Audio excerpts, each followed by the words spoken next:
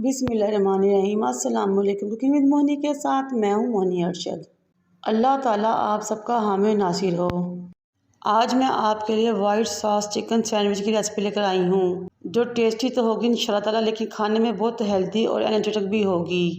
और सहरी या इफ्तारी में जब कुछ डिफरेंट खाने को दिल चाहे तो आप ये आराम से बना सकते हैं, एंजॉय कर सकते हैं। बच्चे बड़े भी बहुत खुश होकर खाएंगे और बार बार आपसे इसकी फरमाइश करेंगे। एक बर्तन है, उसको चूल्हे पर रखें। 2 टेबलस्पून ऑयल, साथ ही आप इसमें 2 मक्खन के स्लाइस या टिक्कियाँ शामिल कर लें और इनको मेल्ट कर लें। जब मक्खन मेल्ट हो जाए तो आपने इसमें half tea spoon garlic paste यानी कि लहसुन का पेस्ट डालना है और उसकी बुनाई करनी है यहाँ तक कि उसमें से खुशबू आना शुरू हो जाए, लेकिन उसका कलर चेंज ना हो। फिर आपने 1 टेबलस्पून भर के मैदा इसमें शामिल करना है और मुसलसल चम्मच हिलाते रहना है ताकि मैदे की गुठलियाँ ना बने। इसे भी लहसुन की तरह हमने इतनी देर तक भूनना है कि इसमें खुशबू आना शुरू हो जाए, लेकिन कलर चेंज नहीं करना।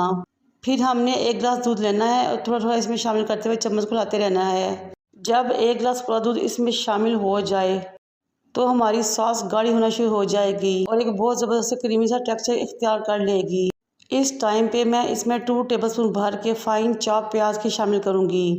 प्याज मैंने इस टाइम पे इसलिए शामिल किया है कि एक तो उसका जूस से हमारी सॉस बहुत मज़ा रेडी होगी, दूसरा क्रंच आएगा हमारे दांतों में खाते हुए।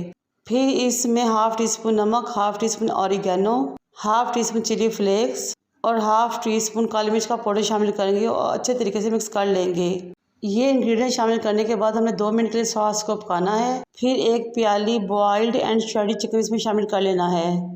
चिकन डालने के बाद आपने 2 मिनट के लिए इसको सॉस के साथ पकाना है और इस क्रीमी और मज़ा सी चिकन वाइट सॉस को एक तरफ उतार के रख देना है। अब हम अपनी रेसिपी नेक्स्ट स्टेप पे चलते हैं, लेकिन उससे पहले आप सबसे रिक्वेस्ट है कि मेरे चैनल को लाइक करें, शेयर करें, सब्सक्राइब करें और बेल आइकन को टच करें ताकि मेरी तमाम वीडियोस आप तक पहुंच सकें। अब आपने सैंडविच ब्रेड के स्लाइस लेने हैं और 2 टेबलस्पून के राउंड अबाउट ये मिक्सचर इसके ऊपर लगा देना है चम्मच की बैक की मदद से। मौसम के लिहाज से कोई भी सलाद की सब्ज़ी ले सकते हैं। मैंने तो खीरे के स्लाइस लिए थे और वो इसके ऊपर लगा दिए थे। खीरे के स्लाइस लगाने के बाद मैंने ब्रेड के दूसरे स्लाइस को इसके ऊपर रख दिया और हाथ से प्रेस कर दिया हल्के तरीके से।